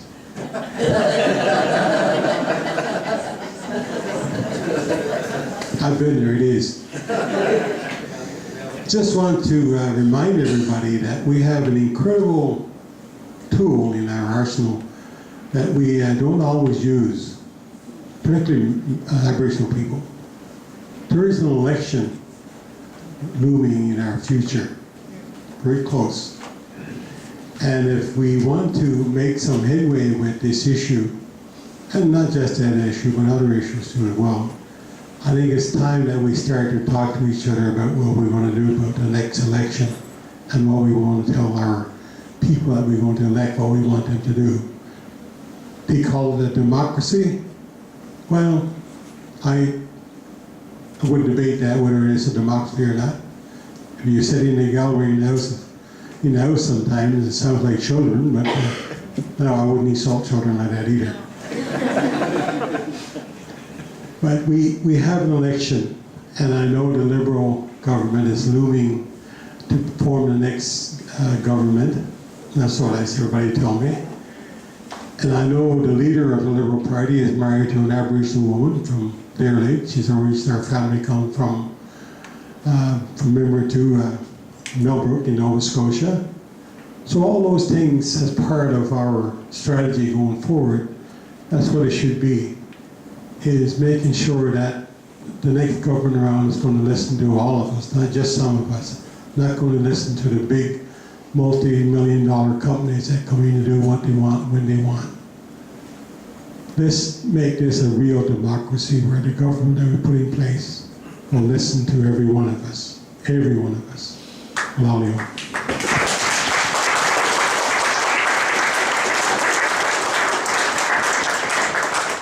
I'm going to ask Wayne Housel to come up and introduce our last speaker, but before I do, let's have one more hand for our panel.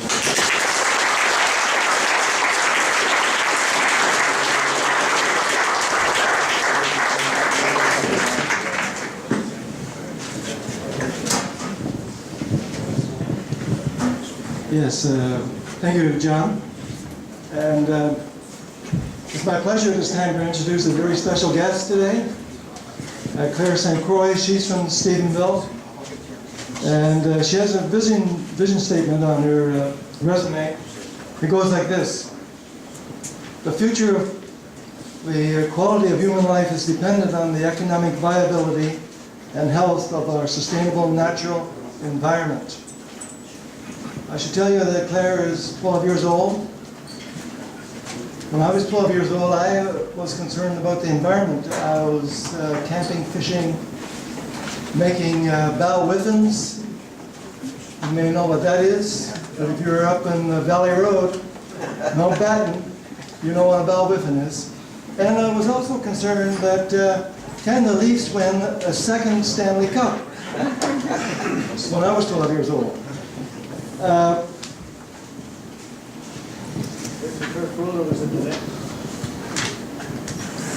Claire is, she's into many things. She's into music. She's into athletics. That's why she was late today. She was getting a medal. And she's into volunteer work. Last year at Janeway Telethon, she raised $1,650 herself. She is a special person, and I'd like for you to meet her now, and I know you will feel the same. At this time, I would like for Claire to come forward and say a few words.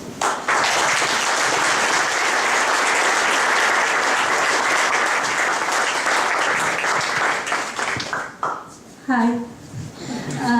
So yes, I am 12 years old. I guess that I look older, but yeah. I was late today because I had a biathlon provincials, so I'm sorry everybody. I really wish I could have heard the speakers. I got the latter end of it, and I loved what you were saying about you should educate everybody. Because when I talk to everybody in my school, they're like, oh, what's fracking? Oh, well, I went to a fracking meeting. What is this thing called fracking? Well, it's pollution. So is it global warming? Yeah, it's contributing to that, but it's something much bigger than just that. It's also like it's giving your parents jobs, which I think it's not a good thing, the fracking at all, but you could get jobs other ways. But the main thing that I think is the worst thing about fracking is what's going to happen after this. Like after everybody collects their paycheck and we walk out all happy, what's going to happen to me? Like, and once I get older and I have children and I have a family, will I be able to go out fishing? I love fishing. But will I be able to take them out with me? Will I have a nice place to go skiing? Like, I love skiing too. And, I went out skiing on the trails, looking at the trees, they're beautiful, the animals, and thinking, will I have this later? Am I going to be able to have all this beauty? Or will it just be smoke in the air and like dead grass and no fish? Like, we're abusing what we have. We have a wonderful planet. Why look for another one? Just take care of the one that we have. But the education, like, I like that, because every time our teachers bring up, they only brought it up, I think, once in grade 4 about global warming. And that's when I got into it. Like, I had no clue. I was this, grade 4, you're not really thinking about anything other than yourself. Like, but when you hear about everything around you and you're like, I don't think that's true. It's not affecting me. But then I watched one video. That all it took. One video of what was happening in Alberta and what was happening all around us, and like all these different changes. I didn't notice those changes, but I'll be noticing them later. But in the school system, they don't bring it up. They're like, oh, it's running our economy, so it's okay with us. So we're going to more money for us. So let's run away and be happy, and we'll be fine. You'll be fine. I will be fine. I think that if we stop this now, if we go to the government, if you sit down with the government and you ask them, do you want your children to be happy with everything around them? And obviously, they're most likely going to say yes. Then stop the fracking right now, because you're not going to make them happy in the long run.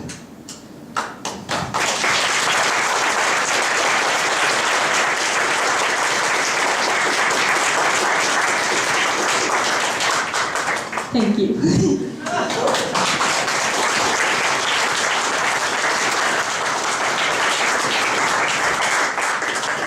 Okay, just before I let you all out, before class is dismissed, just to say that we have a couple of tubs up here looking for any donations, none too small. Just roll up those $100 bills and throw them in there. Outside in the hall, there's lots of promo material. There's also signs that you can pick up if you'd like one for your house, which you can get for a small donation.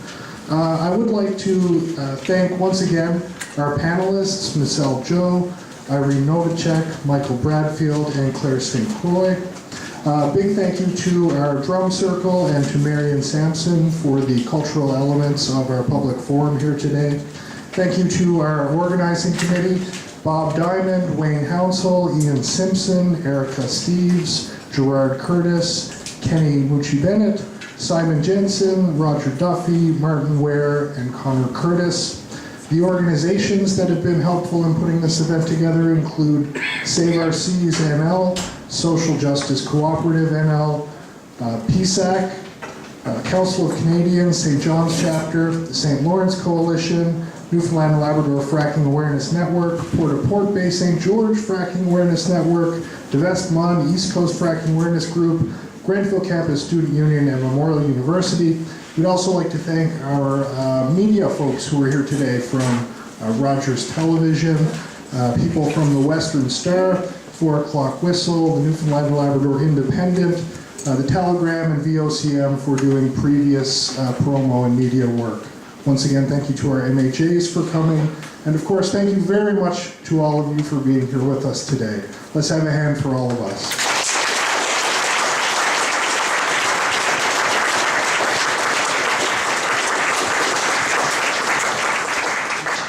Have a wonderful afternoon, everyone.